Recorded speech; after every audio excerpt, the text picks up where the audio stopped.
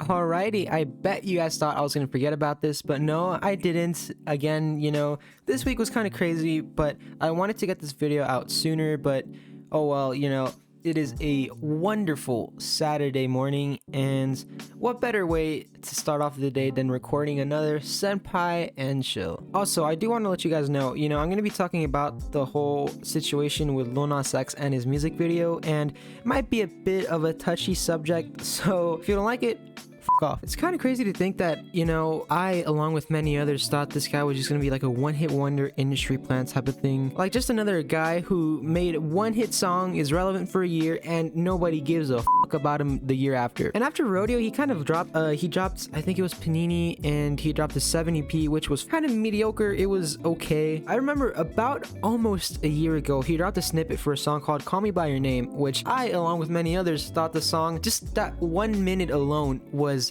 fire. And almost a year later, he drops the song Montero, Call Me By Your Name, and me, almost every week, I'm on the lookout for new music, what's dropping, what dropped, is this good, is that good? And like a true music fan, I never form an opinion until Fantano gives his own. So I think it was on Thursday about like midnight, he drops the music video, he drops the song, and from the second I finished watching the music video, I knew it was going to be a huge issue. If you guys are on Twitter at all, then especially if you're in the trending tab, which honestly is canceled all the time, you have these people going around saying that, oh, Lil Nas X, he's part of the Illuminati, he's praising this, he's praising that, look at him, he's going in the music video, he takes a strip pole down to hell, which honestly, the production in this video is freaking phenomenal. I know I'm going off on another tangent, but Lil Nas X, he makes a lot of freaking money. He is pretty well off, and I love it when artists, they make something of themselves and they get all this money from creating their art. And I honestly can't stress enough how much I love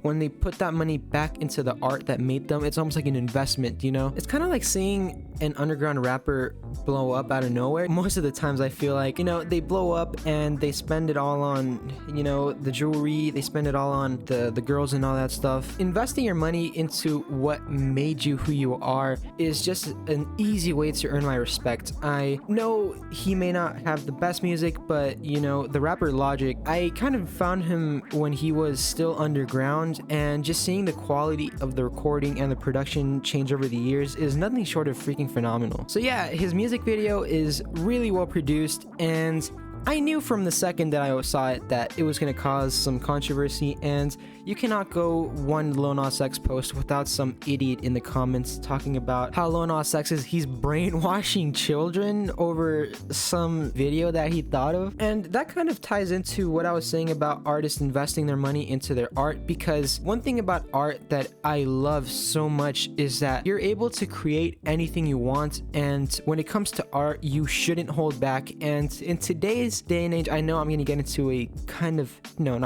a pretty touchy situation right now, but nowadays art is just so restricted because people don't want to see any sort of intense imagery. They don't want to see creativity anymore. People want everything to be so simplistic, you feel me? It's no wonder that look, I'm not trying to offend anybody, okay? You listen to whatever you want, okay? Again, I listen to pretty much everything, but most of the music nowadays on the charts at least, is kind of bland. Not everything, but most of it is. And I just kind of feel that people want the easy, simple things. They don't want to hear the things that need to be said. I feel like part of it has to do with cancel culture, and the other part of it is, honestly, I feel like it does tie into cancel culture because, people hold back to appeal to a wide variety of audiences, and they don't want to be part of any sort of controversy because it's so easy for you to lose everything in a second. And him going out of his way to follow the vision that he had in his head and execute it really well. Like, this man has gained my respect, and the song's a banger if I haven't said that already. So if anything I said sounds interesting to you, go ahead and give it a stream. Honestly, it's a pretty good song. It's very short too. And to everybody listening, if you love a certain genre of music, just listen to it. Who gives a about what anybody can say to you or thinks about you? We're only in this world for so long. Just enjoy anything that you love to listen to and create the art that you want to make, which sort of goes on into the next topic, which is about successes and failures. Now, just a quick detour. I am not, by any means, I am not a successful person.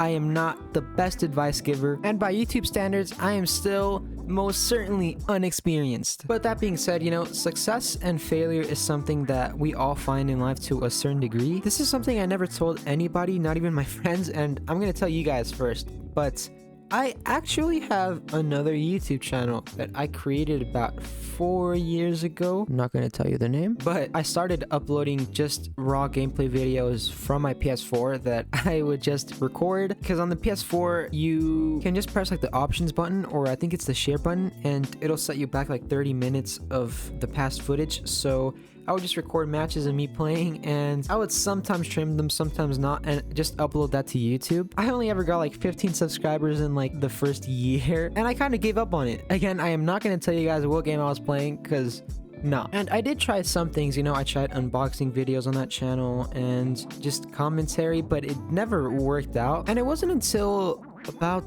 it was around June when I created this account, Senpaii. It just kind of came into my head one day, you know, like, oh, that's a cool name. And I didn't upload anything on this channel until about October 2020, and there was such a long gap because I thought back to my old channel and how I failed. Because here's the thing, when you fail at something and you have to do it again, the feeling of failing doesn't leave your mind. No matter how hard you try, it still reminds you back of the time when it didn't work out, and it gives you this weird feeling. It's like this weird, I get this weird fuzzy feeling, but it's not like a comfortable feeling. I don't know how to describe it. So that's when you have to get to a point where you have to say, fuck it, fuck everything, I don't care, I want to do something and I want to do it right. And that's when learning from your mistakes comes into play. I know learning from your mistakes is like a very cliche thing to say, but what else are you supposed to say? It's true. Everybody makes mistakes. Everybody at some point is an idiot. Because if you think you're always in the right, how are you going to grow as a person and as a creator of whatever you're doing? Again, I am by no means successful. 400 subscribers on YouTube is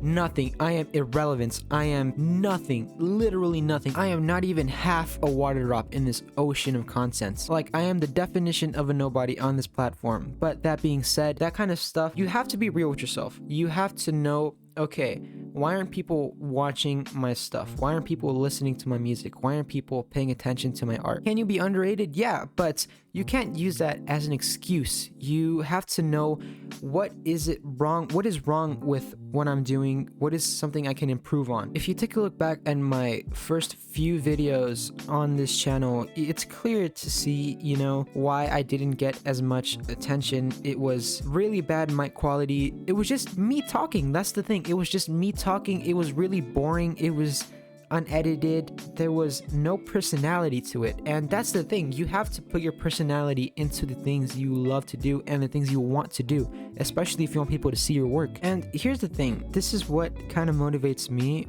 into doing all this. It's that when your effort truly shows, when you truly love what you're doing and your 110% effort shows in every single piece of art that you make. I'm calling these pieces of art, you know, everything I make, in my opinion, is my own piece of art because I'm proud of it at the end. No matter how it turns out, I'm always proud of it. Even if there's something I have to be picky about, it's natural, you know, it's work you're doing, work that I'm doing. When you really want something and it shows, you know, again, the effort shows, you just have to keep grinding at it, you know. It might take a year, it might take 2, it might take 4, it might take way longer than that, but eventually, you know, you can make it. You know, a lot of the channels that I watch started YouTube like 12 years ago, and some of them are at 100k now, some of them are at 1 million. It doesn't matter. The fact that they've tried for so long and they finally have grown an audience and grown the ability to do this as a career, that is just the most inspiring thing for me. So to wrap this up, if any of you guys are thinking of starting a YouTube channel or anything, you know, if you want to pursue music, you want to pursue a career in arts, acting, going to school, whatever it is, I know people are going to say, you know, that you should try to stand out, but if you think about it, we're all unique in our own ways, and by just being yourself, you will stand out just enough. So yeah, I'm not sure if that's the best advice, but stay true to yourself, follow your heart, trust your guts, most importantly, trust yourself, and just keep going at it because one day it'll happen. you know. Again, I have been here for 5 months, 400 subscribers. I should not be saying stuff like this, but you know what? It's what motivates me. I have people tell me that I've been inspiring them, and some people tell me that they don't know where to start or they feel like giving up. Look, we're all in the same boat together. One of my favorite things ever is to see people grow and to see people make something of themselves, you know? So yeah, I am a bit tired. Well, not tired, I'm a bit winded out. I have no water. My mouth is very, very dry. I hope that everybody who watches this and everybody who will watch this succeeds in the future, finds themselves, and is happy with their life, you know, eventually. So yeah, this has been Senpaii&Chill, episode 3, if I'm not stupid. Yeah, episode 3. So yeah, thanks for watching. Have a wonderful weekend, and yeah, stay wonderful and peace out.